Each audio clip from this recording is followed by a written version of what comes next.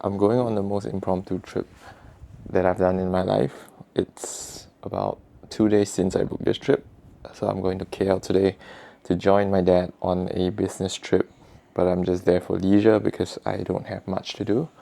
It's one of the privileges for being, I would say, out of the corporate rat race, is that you can do whatever you want, and such impromptu trips actually benefit your relationship with people around you because you are free to do whatever you want. I'm going to pack my luggage now.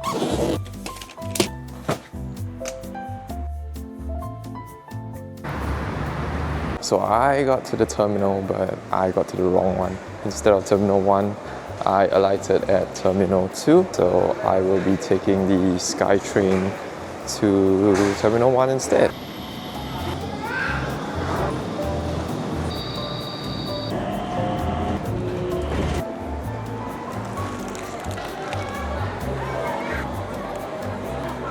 So it's actually the first time I've been going to KL in like 15 years. The last time I went was probably in secondary school. I am quite excited to see what has changed.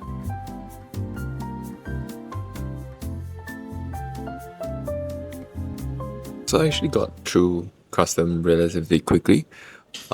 Just waiting for the plane to board now. I'm just sharing with you a little bit about my experience vlogging in public.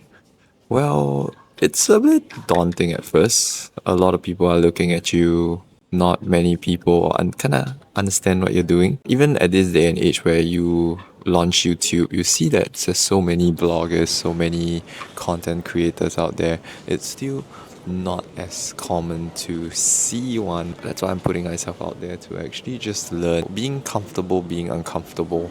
This is the first time I'm ever literally at the end of the airport, and it's been a while since I flew solo. It's a very relaxing adventure when you fly alone. So I remember the first time I ever took a solo trip to Vietnam. It was a 9-day trip, and it was one of the most relaxing trips that I've ever been on.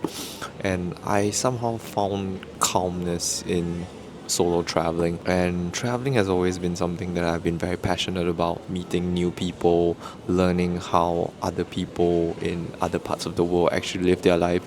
And every single time when I come back to Singapore, I realized how fortunate we are as a country. The amount of ease and accessibility that we have as compared to other people in other countries is definitely something that we take for granted on a daily basis.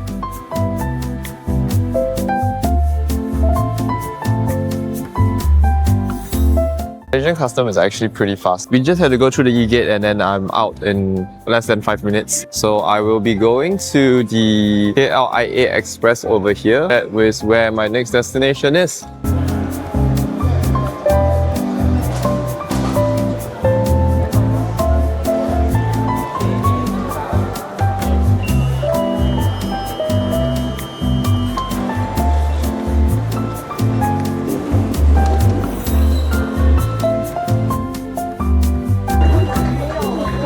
So I actually ended the flight and I met this one guy. He saw me with my camera and then he asked me if I was a content creator, and that's how we started to talk.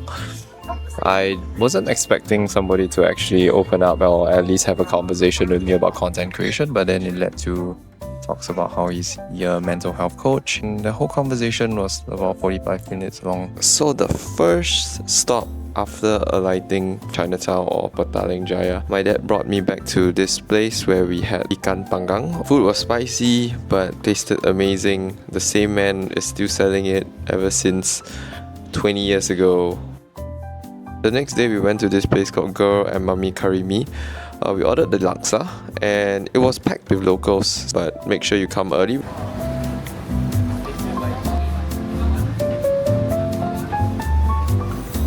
I actually just stumbled upon this bookstore. Many people are over here just taking Instagram photos. Pretty good taka 地点. I was just exploring the neighborhood and then I stumbled upon this place. I'll leave the area or the link over here, so that if there's anybody who wants to check this place out when they come to KL, just please do. And do support them as well, so that this place goes on.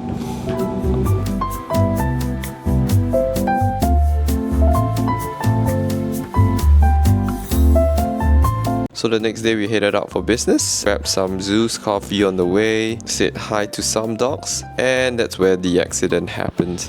Apparently we didn't see and we drove right into the drain. Thank God there were people around us that can actually help because we were nearby a workshop, and they took out their forklift to lift the car up. Thank God nothing serious happened to the car and we'll still be able to drive. Went to check out Central Market. This place is filled with artsy stuff, so it's perfect for people who wants to get handmade crafts for your friends or family. Next we went to Berjaya Times Square. This is actually the second thing that I remember since I was a kid, the indoor playground, which is still there. This is not intentional, but somehow I ended up in KL at the same time where there was a festival going on, and one of my favorite hardstyle DJs was in KL, and so I decided to just take an impromptu night to go and see him. That ends up my trip actually. This is just me having a meal at the travel lounge. The food that stood out was actually the bread pudding. It's amazing, I had to get seconds. And that pretty much ends off my trip. I will see you guys next time.